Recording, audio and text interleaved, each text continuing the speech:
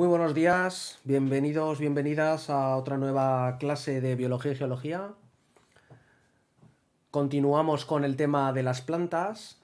Esta vez va a ser la segunda parte de la reproducción de las plantas. Habíamos visto hasta ahora la reproducción asexual, la reproducción sexual de las plantas sin semillas y ahora vamos a ver la reproducción sexual de las plantas con semillas. Entonces, bueno, todo el mundo recuerda cuáles son las características de la reproducción sexual. Hacen falta dos progenitores, hacen falta crear unas células sexuales que se llaman gametos y va a haber células sexuales masculinas y femeninas.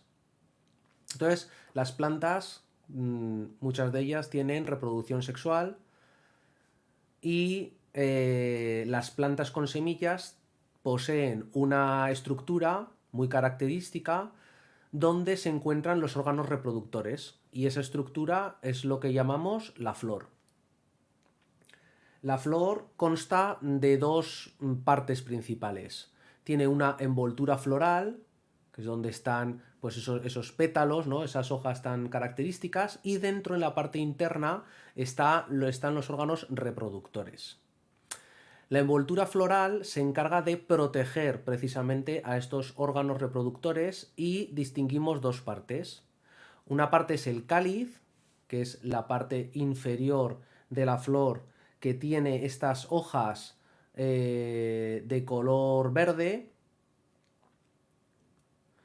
¿De acuerdo? Es lo que llamamos el cáliz. Se llama cáliz precisamente porque tiene forma de cáliz, ¿no? Porque tiene forma de esta copa, ¿verdad? Que se llama cáliz. Bueno, pues,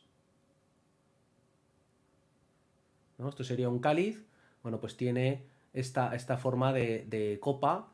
Y estas hojas verdes que lo componen se llaman sépalos. Bien, luego tendríamos otra envoltura de hojas que se llama corola y cada una de estas hojas se llama pétalos. Todos los conocéis, son estas hojas con colores brillantes, normalmente con colores llamativos, y que, bueno, pues que son los pétalos, ¿no? Cuando se deshoja una flor, cuando se deshoja la margarita, ¿verdad? Pues estamos quitando los pétalos de la flor. Esto yo creo que todos lo conocéis. Y luego tendríamos los órganos reproductores. Los órganos reproductores se encargan de producir los gametos, es decir, las células sexuales masculinas y femeninas. Entonces vamos a tener órganos reproductores masculinos, que van a ser, este es el símbolo masculino, que son los estambres. Los estambres son estas antenitas, ¿verdad?, que hay aquí. Y luego tenemos el pistilo. El pistilo es el órgano reproductor femenino y que ocupa esta parte central y tiene forma de botella. Vamos a ver si tengo una foto un poco más detallada. Bueno, parecido. Entonces en ella nos describe un poco más algunas de las partes que tenéis en el libro, en la página 164. Ya hemos visto el cáliz, ya hemos visto la corola. Dentro de los órganos reproductores masculinos, que son los estambres, distinguimos dos partes. Una parte es la antera, que es esta cápsula que tiene aquí arriba y que se une a la flor, al resto de la flor, mediante un filamento. Pues bien, precisamente es en estas anteras, en estas cápsulas, donde se encuentran los granos de polen. Y dentro de los granos de polen están los gametos masculinos. Luego en el pistilo que tiene esta forma de botella, también se divide en varias partes. La parte superior de la botella es lo que se conoce como estigma, el cuello de la botella es el estilo y la parte inferior más ensanchada es el ovario. Dentro del ovario encontraríamos las células, los gametos femeninos, ¿de acuerdo? Que son los óvulos. Bien, estas serían las partes del aparato reproductor femenino de la flor. Si os dais cuenta, esta flor que os estoy presentando aquí es una flor que tiene a la vez los dos órganos reproductores, el femenino y el masculino. Bueno, pues que sepáis que no todas las plantas son así, no todas las plantas tienen estas flores hermafroditas con los dos aparatos reproductores. Hay otras flores, otras plantas que tienen flores solamente masculinas y otras que tienen flores con órganos, unos masculinos y otros femeninos, están en flores separadas.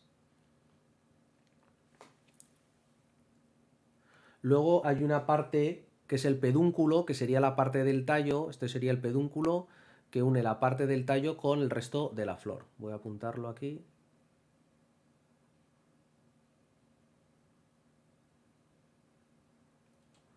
El pedúnculo. Bien, las partes de la flor, muy conocidas, importante que hagáis el dibujo, que practiquéis apuntando todos los nombres que lo componen. Bueno, pues en la reproducción de las plantas, digamos que de las plantas con semillas, el primer paso sería el de la polinización. ¿Qué es esto de la polinización? La polinización es el transporte, la transferencia de granos de polen desde la antera donde se encuentran hasta el estigma del estilo. ¿De acuerdo? ¿Por qué? Pues porque los gametos masculinos que están en los granos de polen tienen que llegar a los óvulos. Y este transporte de la antera al estigma es lo que se conoce como polinización. La polinización se puede llevar a cabo mediante dos mecanismos. Uno es dos medios de transporte. Uno es mediante el viento o el agua, es decir, el viento sopla y va a transportar estos granos de polen hasta otras flores. O bien mediante animales, principalmente insectos, algunos pájaros. Los insectos, como las abejas, liban el néctar de la flor y en las patas y en el cuerpo se les queda pegado los granos de polen. Cuando van a otra flor a libar el néctar, entonces depositan estos granos de polen, se quedan pegados en el estigma, que es un poco pegajoso, y ahí se quedan agarrados los granos de polen. De esta manera, estos insectos, de manera inconsciente, transportan los granos de polen entre las flores. También hay dos tipos de polinización. Uno sería la autopolinización, es decir, si la planta es hermafrodita, si la planta tiene los dos órganos reproductivos, puede pasar el polen de una antera de esa flor hasta el estigma de la misma flor. Eso sería la autopolinización.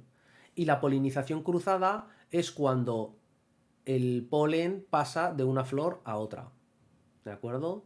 De la antera de esta flor pasa el polen al estigma de esta otra y al revés, de estas anteras pasaría el polen al estigma de la otra. Eso es lo que se conoce como polinización cruzada.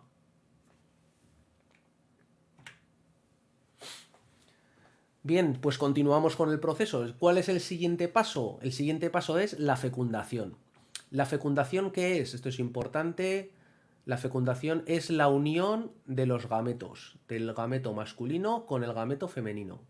Entonces, esa unión va a dar una nueva célula fusionada que será el cigoto del cual surgirá la nueva planta. Bueno, pues ese proceso se llama fecundación.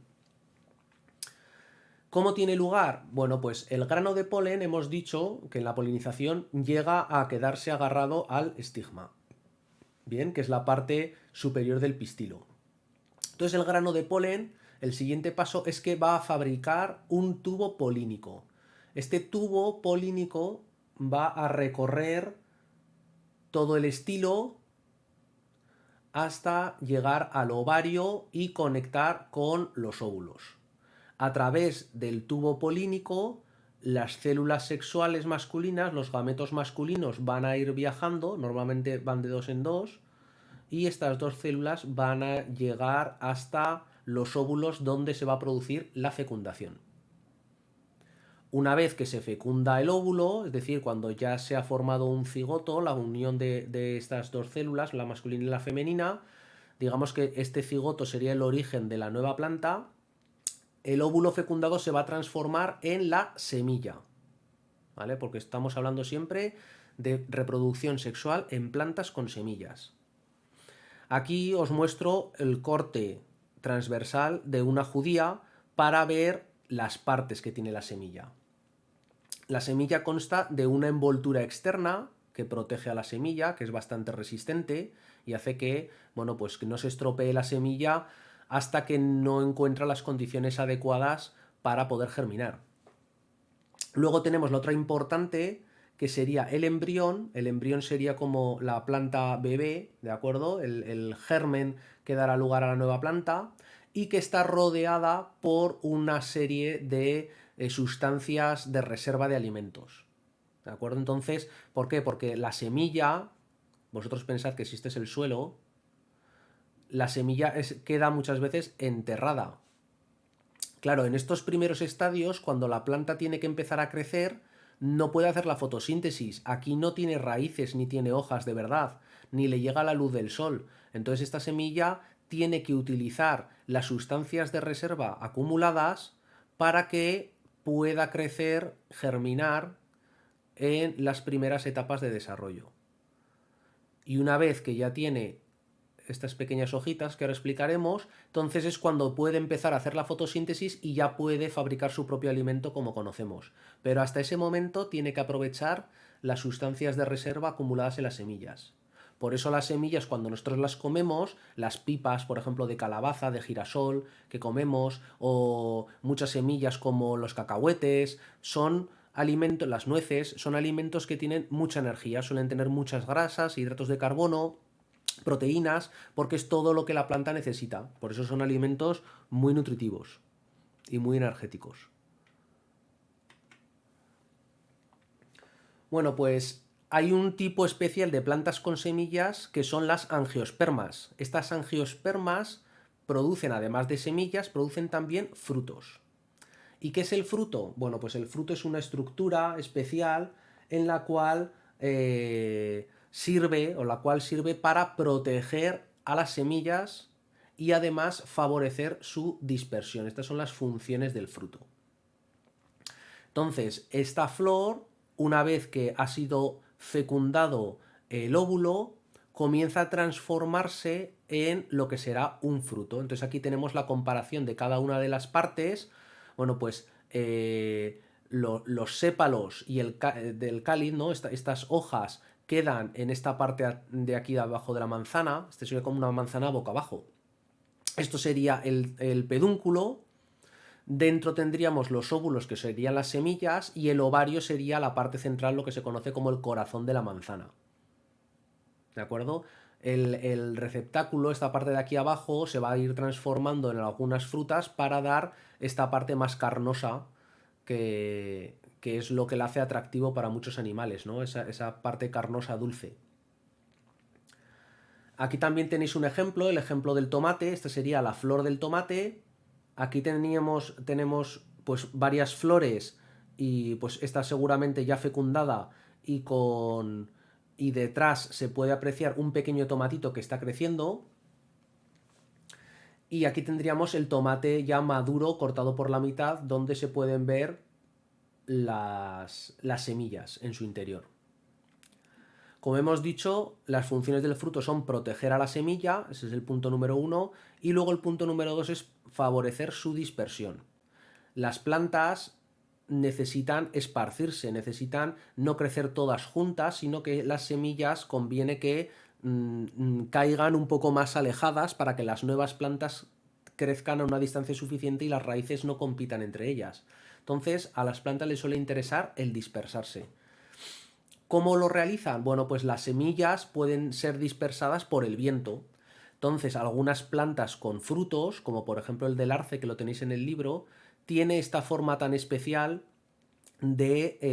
como de alas. Eso les permite pues ser impulsadas por el viento y recorrer mucha distancia. Y así los arces pueden reproducirse, pueden crecer en los nuevos arces separados de sus padres, por así decirlo, del árbol del que proceden. Luego aquí os pongo el ejemplo del guisante, bueno, porque es un fruto también, aunque parezca extraño. La vaina del guisante sería un tipo de fruto que sirve de protección precisamente a las semillas. Y luego otras frutas, como las cerezas, el tomate o la manzana, que favorecen su dispersión porque han encontrado o desarrollan esta parte carnosa dulce que la hace atractivo a los animales se van a comer la semilla, se van a comer el fruto entero con la semilla incluida y luego van a expulsar la semilla junto con los excrementos. De esta manera, pues el animal se va moviendo y va dispersando las semillas. Y el último paso que nos queda es la germinación. La germinación sería el desarrollo de la planta a partir de la semilla. La semilla va a caer al suelo y cuando encuentre las condiciones adecuadas de temperatura, de humedad, etcétera, va a empezar a desarrollarse la nueva planta, como hemos dicho, aprovechando la energía que tiene la semilla. Entonces, al principio va a crear una pequeña raicilla, esta raicilla se le llama radícula, y también va a crear o va a fabricar un pequeño tallo, un joven brote, con normalmente un par de hojitas pequeñas. ¿De acuerdo? Este par de hojitas pequeñas que se pueden intuir por aquí. Estas hojas pequeñas se llaman cotiledones y les van a servir para empezar a hacer la fotosíntesis y que la planta pueda crecer. Luego, cuando la planta va creciendo y se hace más grande, surgirán o aparecerán las hojas verdaderas. Y estos cotiledones del principio, pues perderán su función y se caen, ¿no? Las raíces también, pues al principio estas radículas son muy sencillitas, pero poco a poco se va desarrollando una raíz principal, sus raíces secundarias, etcétera, todas las partes de la raíz. Os he dicho que los cotiledones normalmente van de dos en dos. Este tipo de plantas se le llama dicotiledóneas. Pero hay otras plantas que en lugar de tener dos hojitas pequeñas, solamente tienen una. Esas plantas se le llaman monocotiledóneas. Y son, pues generalmente, las hierbas, los cereales. Estas plantas que son herbáceas suelen ser monocotiledóneas. Solamente tienen un cotiledón. Entonces tendrían una pinta, si esta es la semilla, pues de trigo, por ejemplo, crecería una primera raicilla y un primer tallo con solamente un cotiledón, que por eso tiene esa forma así un poco alargada, como de césped, para que me entendáis. Y esto es todo, esto es la parte última del tema, la reproducción sexual de las plantas con semilla y con esto terminamos el tema de las plantas, el tema 9. El próximo día, en la próxima clase, haremos un repaso del tema de cara pues a dentro de unos días, seguramente pues al final de la próxima semana, haremos un test también pues para zanjar el tema 9 y dedicarnos de lleno al siguiente. Así que nada, espero que os haya gustado la clase, que hayáis aprendido mucho y si tenéis cualquier duda, como siempre, me podéis escribir por Moodle al correo electrónico y intentaré explicaros mejor aquello que no habéis entendido. Así que nada, nos vemos en la próxima clase. Adiós.